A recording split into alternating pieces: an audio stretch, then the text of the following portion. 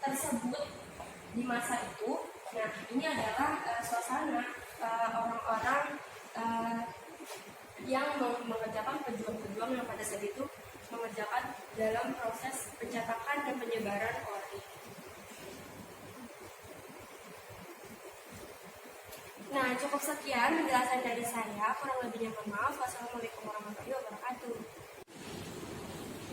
Assalamualaikum warahmatullahi wabarakatuh. Nama saya Bimo Nikolas. Kali ini saya akan menjelaskan benda desain saya yang bernama peti uang kuno.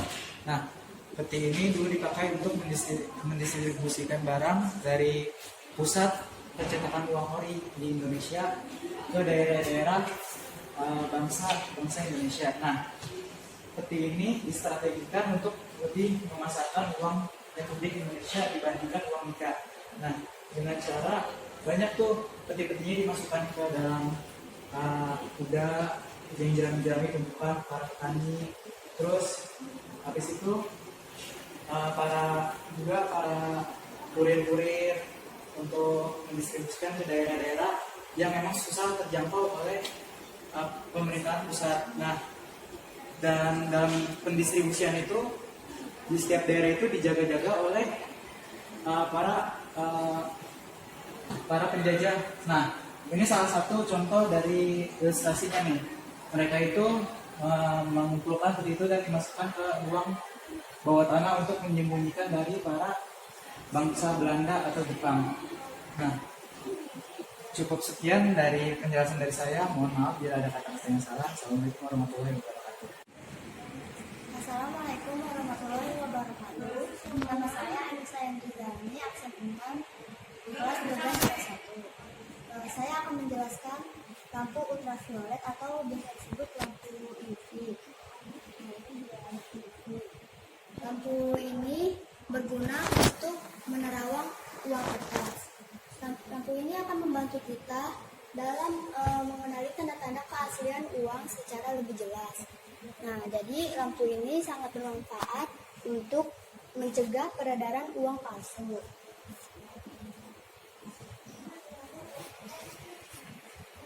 Sekian dari saya. Assalamualaikum warahmatullahi wabarakatuh. Saya Bella Kristela, absen 7 akan menjelaskan uang yang lulus uji. Bahan uang yang akan dicetak menjadi uang harus diuji terlebih dahulu.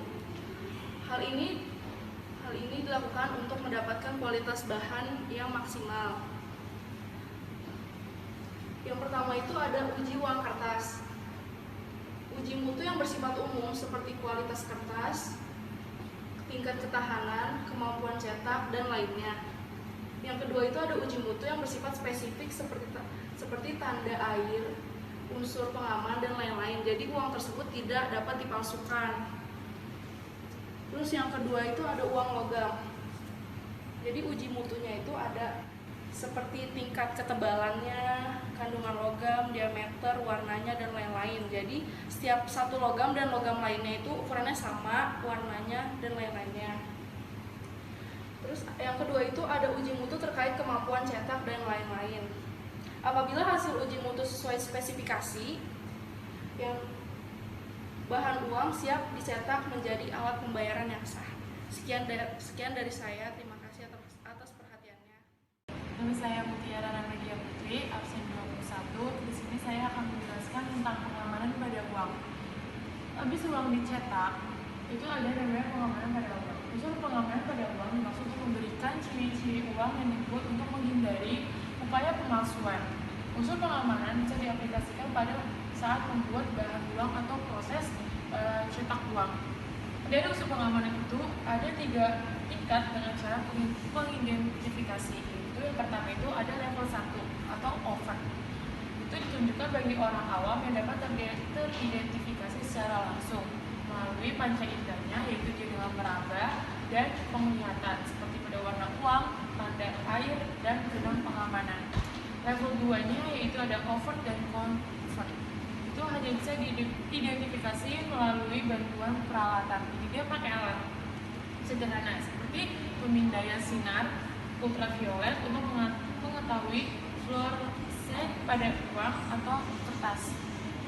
Yang ketiga itu ada level 3 covert. Jadi adanya bank sentral yang dapat mengidentifikasi ide secara khusus. Yang ini ada gambarnya kayak ini suku Turki ada benang pengamanan kayak gini, terus dengan cara pakai kaca pembesar sama ultraviolet. Sekian dari saya, terima kasih. Assalamualaikum warahmatullahi wabarakatuh. Saya Gita Nurkasi Utomo dari kelas 12 IPS 1 akan menjelaskan tentang diorama ruang sama pemimpin. Di ruangan ini pernah menjadi tempat berkantor jajaran direksi The Javas Bank. Pada masa Bank Indonesia, ruang ini difungsikan sebagai ruang kerja Gubernur Bank Indonesia. Gubernur BI yang pernah berkantor di sini adalah Mr. Sarifuddin Prawira Negara, Mr. Lukman Hakim, Mr. Suktino Slamet, dan Mr. Sumarno. Ruang kerja gubernur ini yang interiornya masih terawat, ini memiliki meja biro besar yang dilengkapi dengan kursi tamu, area tamu dengan meja bundar, lemari dinding berisi buku-buku yang dilengkapi dengan banyak buku-buku, dengan meja cuci tangan, gantungan baju besar, gantungan topi jas, serta lukisan cat minyak. Diorama ini menggambarkan suasana kerja sehari-hari direksi pada periode awal Bank Indonesia yang menghadapi banyak tantangan, situasi politik tidak stabil, pemberontakan meletus di beberapa daerah, dan kondisi perekonomian berjalan di tempat. Sebagai bank sentral, selain bertugas mengatur nilai rupiah, menyelenggarakan peredaran uang dan memajukan urusan kredit serta perbankan, saat itu Bank Indonesia juga wajib membantu pemerintah dalam menutup defisit anggaran antara lain melalui pemberian pinjaman uang muka. Terima kasih. Selamat siang semuanya, nama saya Zabila Ahwa. Di sini saya akan menjelaskan isi dari ruangan yang terdapat di belakang saya. Di sini kita disambut oleh pintu yang berlapis-lapis dan diameternya sangat tebal, di mana di sini untuk menjaga barang-barang yang berada di sini. Kenapa sih dilapisi oleh pintu yang sangat tebal? Karena di dalamnya ini terdapat emas-emas batangan yang merupakan barang-barang berharga daripada orang-orang kaya pada zaman dahulu. Di sini terdapat replika emas batangan yang dibuat semirip mungkin dengan aslinya agar kita bisa merasakan bagaimana keadaan pada zaman dulu di mana tempat penyimpanan emas ini berada. Di sini berat dari emas batangan ini diperkirakan sekitar 13 kg, di mana pada aslinya di mana ini sangat berat pada benda emas yang asli, karena emas batangan ini merupakan emas murni. Nah, di sini kita nggak cuma kita bisa melihat emas-emas yang ada di sini aja, tapi di sini kita juga bisa melihat emas batangan yang disediakan oleh pihak Museum Bank Indonesia. Di sini kita bisa merasakan bagaimana beratnya emas batangan tersebut. Di sini tertulis beratnya itu sekitar 13,5 kg. Jadi para pengunjung di sini bisa merasakan betapa beratnya satu batang emas tersebut. Nah, jadi itu ada metamorfosa logo Bank Indonesia. Logo Bank Indonesia berakar pada logo The Javas Bank dan telah mengalami proses metamorfosa yang panjang setelah berliku. Dari tahun 1993 sampai 2005, logo Bank Indonesia sudah mengalami 7 kali perubahan. Diawali berdirinya, logo Bank Indonesia mengadaptasi logo The Javas Bank dengan mengubah huruf J menjadi huruf I tanpa mengubah unsur lainnya. Seiring dengan perkembangan zaman dengan pertimbangan estetik dan citra bank sentral yang telah diimbannya, logo Bank Indonesia diubah menjadi solid, tegas, dan berwibawa seperti yang kita lihat sekarang ini. Logo-logo The Javas Bank di atas ini bukanlah logo resmi, melainkan logo-logo yang muncul pada uang-uang terbitan The Javas Bank Bank Indonesia sampai akhir 1980-an, juga merupakan logo yang tampil pada uang-uang terbitan Bank Indonesia dan bukan merupakan logo resmi. Baru 3 logo terakhirlah sejak 1990-an yang digunakan juga sebagai logo korporat. Nah, ini tuh ada macam-macam logonya. Yang ini dari tahun 1987-an, terdapat pada uang kertas BJB pecahan F50 bertanggal Batavia 15 Februari 1870. Nah, ini ada tahun 1918, logo The Javas Bank di sekitar tahun 1918. Terdapat pada uang kertas BJB pecahan F10 bertanggal Batavia 11 Juni 1918. Nah, kemudian ada tahun 1930, logo The Javas Bank di Sekarang saya bakal ngejelasin tentang masalah Belanda. Dulu tuh pas tahun 1800-an, kerajaan Belanda tuh memutuskan kayak ngambil alih Indonesia atau Hindia Belanda dari tangan VOC gitu kan. Nah dulu tuh Belanda tuh ngambil kehidupannya karena mereka tuh mulai kehabisan dana akibat perang di Jawa. Oleh karena itu Johannes van Diemen sendiri langsung pas tahun 1812 dia ngebikin tanam paksa. Tanam paksa tuh kayak yang menanam paksa kayak rempah-rempah gitu, kayak contohnya kayak bakal gitu. Nah jadi pas zaman itu emang si Belanda tetap diuntungin, cuman kan namanya kerajaan paksa kan nggak makmur juga kan, kasus sengsara. Nah terus di balik tuh beritanya sampai ke Belanda, paksa ke Belanda itu tuh angkatan tersebar akhirnya naik Sapoa ke Jepang nya di Indonesia. Katolik dia tuh langsung nyebarin membuat novel.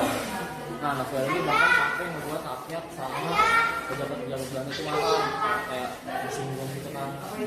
Nah akhirnya dari situ muncul namanya politik etis yang dipakai untuk membangun bangsa. Nah tapi kemajuan di Indonesia itu juga nggak signifikan banget kan. Ya akhirnya tetap kalah gitu sama perusahaan-perusahaan yang ada di Belanda kayak pertambangan gitu. Sekian dari saya, terima kasih. Saya Maher, teman saya Ray Preman. Saya akan menjelaskan tentang sistem cleaning atau yang pada tahun 1998. Bisa dilihat dari gambar di atas, di sini adalah sistem cleaning yang elektronik para bank-bank dan berbagai organisasi kelompok bank-bank, pemanfaat teknologi dan kebutuhan masyarakat. Diakomodasi oleh Bank Indonesia dengan mengembangkan sistem pembayaran yang cepat, efisien, aman, dan andal. Dalam periode ini dikembangkan sistem baru, yaitu cleaning lokal secara elektronik pada tahun 1998. Diterapkan di wilayah cleaning Jakarta dan disebut sebagai sistem cleaning elektronik Jakarta atau SKEJ. Pada awalnya peserta SKEJ ini hanya 8 bank, peserta lain bergabung secara bertahap sesuai kesiapan. Untuk bank-bank yang belum menjadi anggota SKEJ tetap menggunakan sistem otomatis. Bank Indonesia to accommodate the variety of information in making capability was and developing technology and growing needs by developing a quick, efficient, and reliable pro system and payment system. Terima kasih. Nama saya Melisa Vanilla, saya ingin menjelaskan proses pencetakan uang logam. Yang pertama, ada persiapan pencetakan uang atau pembuatan desain dan grafik. Di sini ada desain persiapan implementasi desain uang yang telah ditetapkan oleh Bank Indonesia. Yang kedua, ada pelaksanaan pencetakan uang logam, di mana diawali dengan pengkondisian uang logam yang diterima dari Bank Indonesia. Yang ketiga, ada penyelesaian pencetakan uang logam. Keping logam yang tercetak dengan benar selanjutnya dihitung dan dibungkus dalam bentuk gulungan dan dikemas ke dalam kotak karton. Sekian dari saya, makasih.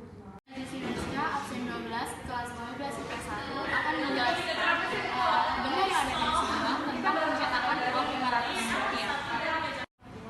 Jadi ini merupakan hasil cetak uang Rp500 yang sempurna. Lalu ini ada master cetak uang logam atau matriks atau matris atau pat. Jadi ini sablon kuningan. Selanjutnya ada mold resin ini.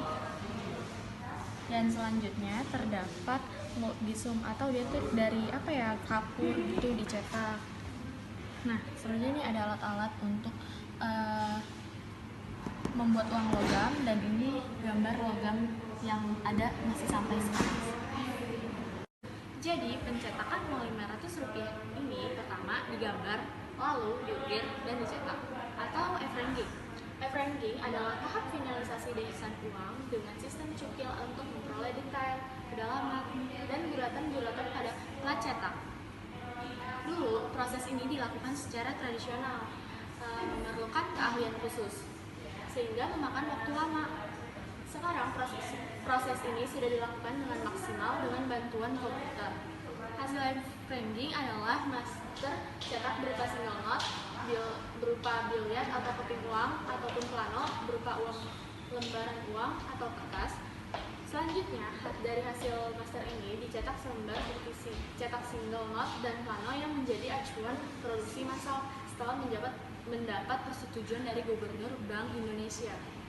Nah, jadi ini proses-prosesnya, ini penggambaran atau ini ada pengukiran. Ini pengukiran. Sekian dari saya, Jessi Mariska. Terima kasih. Assalamualaikum warahmatullahi wabarakatuh. Nama saya Fiona Angelin. Saya absen 13 dari kelas 12 IP1. Sekarang saya akan menjelaskan tentang ori-orida. Ori-orida sendiri mempunyai pengertian uang Republik Indonesia masih meraih jalan lama, mulai berlaku pada Oktober 1946. Pecahan pertamanya adalah 100 rupiah. Berbagai masalah langsung menghantam, sulitnya pengedaran, maraknya pemalsuan, dan terganggunya pencetakan uang. Selain itu, kebutuhan akan pecahan kecil jauh melampaui uang yang tersedia.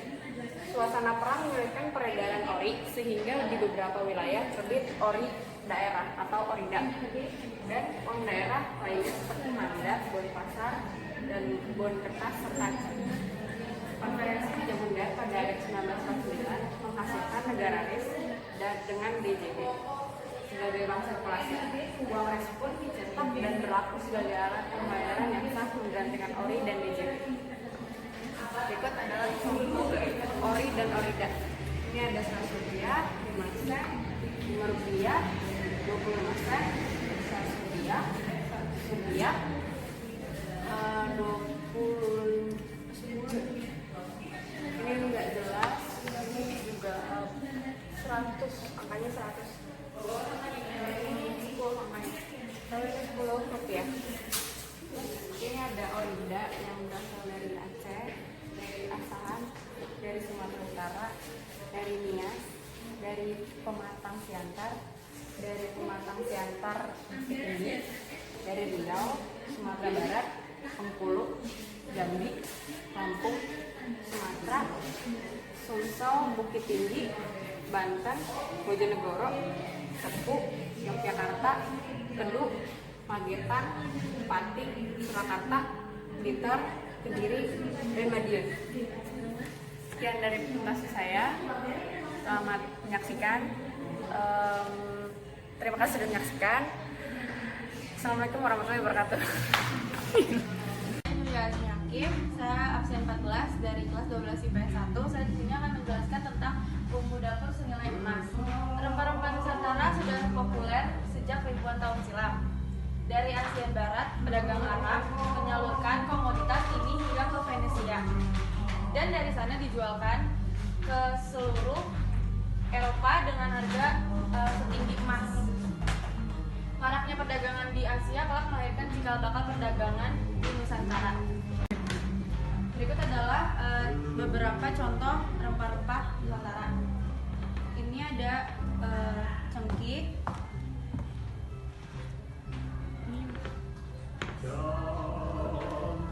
yang kedua ada pala dan fuli, yang ketiga ada lada, dan yang terakhir itu ada kayu manis. Sekian dari saya, terima kasih. Saya Azrael Idris, absen 2, ingin menjelaskan tentang bahan baku uang.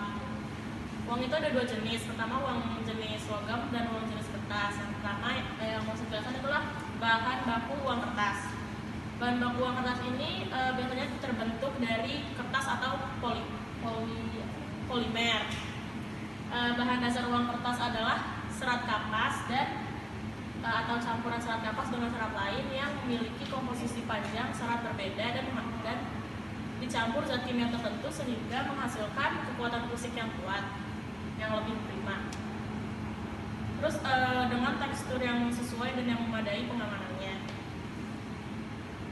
yang dibutuhkan agar sulit dipalsukan. Terus yang kedua ini adalah bahan baku uang logam. Pada umumnya uang logam ini dicetak dari emas, perak, campuran aluminium seperti aluminium nickel plated steel atau bimetal plated steel. Ini adalah uang khusus atau special money, uang khusus peringatan. Bank Indonesia juga menerbitkan uang khusus peringatan dalam rangka memperingati peristiwa penting atau untuk tujuan tertentu. Biasanya dalam jumlah terbatas untuk diedarkan di kalangan kolektor dan harga jual di atas nilai nominalnya. Pada tahun 70, Bank Indonesia mengeluarkan uang khusus peringatan yang pertama, yaitu untuk memperingati kemerdekaan RI ke-25. Uang khusus peringatan selanjutnya adalah seri-seri cagar alam tahun 74, tahun 87, perjuangan angkatan 45, tahun 90, Save the Children tahun 90, pembangunan jangka panjang tahun 93, kemerdekaan RI ke-50 tahun 95, Children of the World tahun 99, 100 tahun Bung Karno tahun 2001, dan Sahabat Bung Hatta 2002. Semuanya terbuat dari emas atau perak kecuali seri pembangunan jangka panjang 1 tahun 93 yang terbuat dari lembar plastik. Ketika terjadi krisis moneter, bank dan ATM diserbu nasabah. Kebutuhan akan uang kertas meningkat drastis karena persediaan uang kertas di Bank Indonesia telah mencapai titik kritis. Uang plastik pecahan 50.000 yang awalnya diterbitkan sebagai uang khusus peringatan terpaksa dikeluarkan demi memenuhi kebutuhan likuiditas perbankan.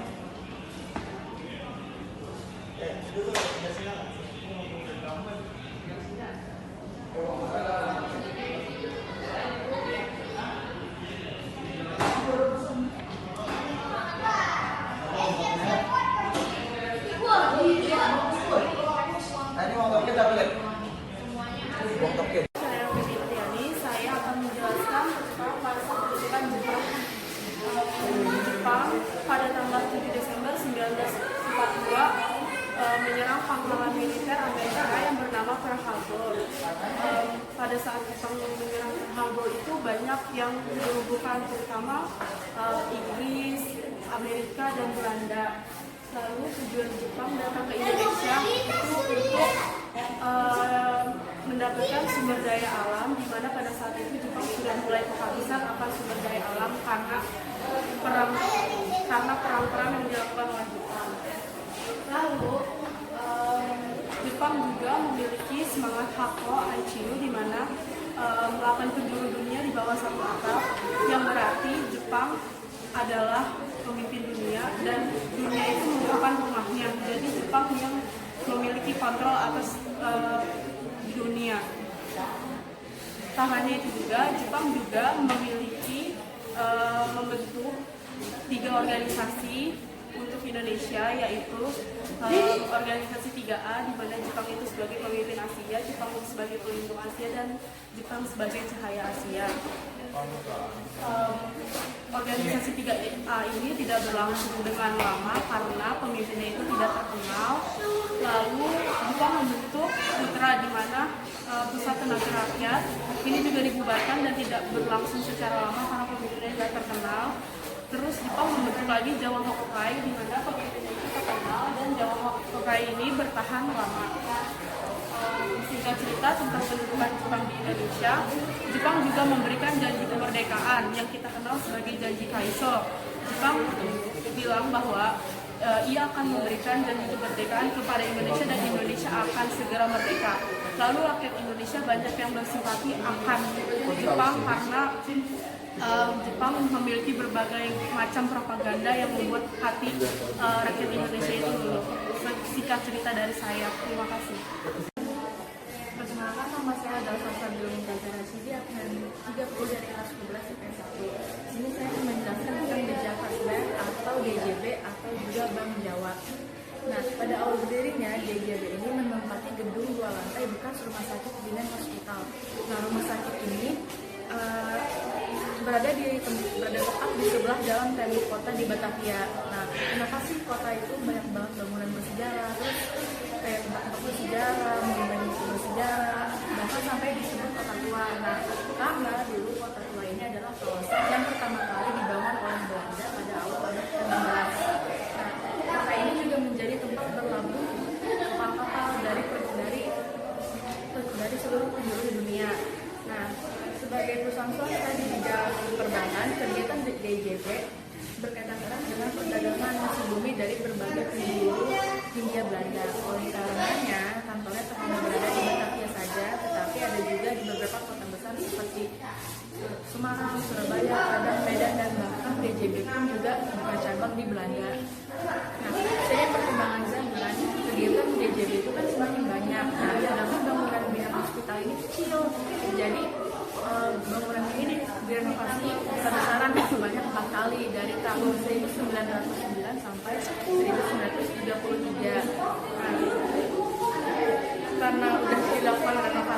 4 kali kan bangunan dilakukan renovasi secara terus-menerus. Akhirnya bangunan ini dimusnahkan dan sekarang bangunan ini sudah tidak terpakai lagi. Sekian dari saya. Wassalamualaikum warahmatullahi wabarakatuh. Oh ya, jangan lupa ini adalah sketsa renovasi atau denahnya.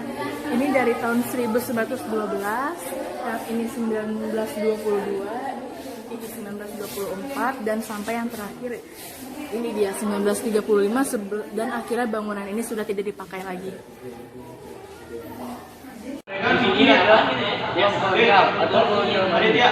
Di sini ada di zaman pendudukan Jepang atau di zamannya Shokuchin period. Kolonial. Semasa pendudukan Jepang, semua kebijakan keuangan ditetapkan oleh instansi pemerintahan militer pusat yang berusaha menekankan nilai global dari rupiah Hindia Belanda, antara lain melarang penggunaan mata uang lain.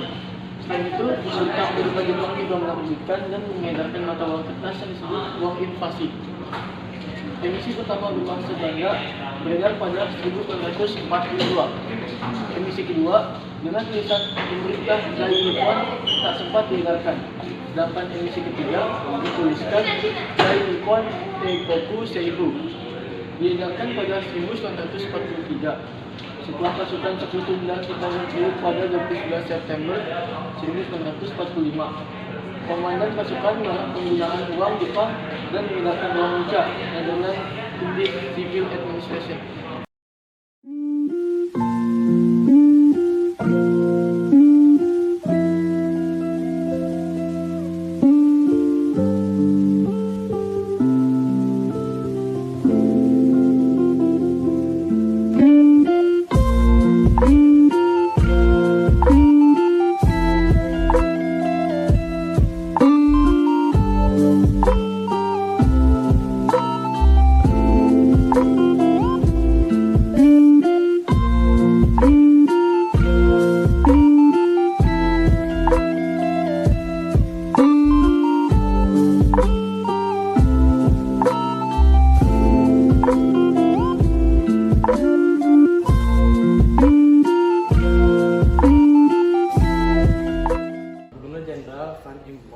Memutuskan pendirian Batavia Bank Van Leeuwen berdasarkan resolusi 20 Agustus 1976. Bank ini sudah berkembang karena pengurusnya tak paham perdagangan dan kegiatannya disaingi oleh pejabat VOC.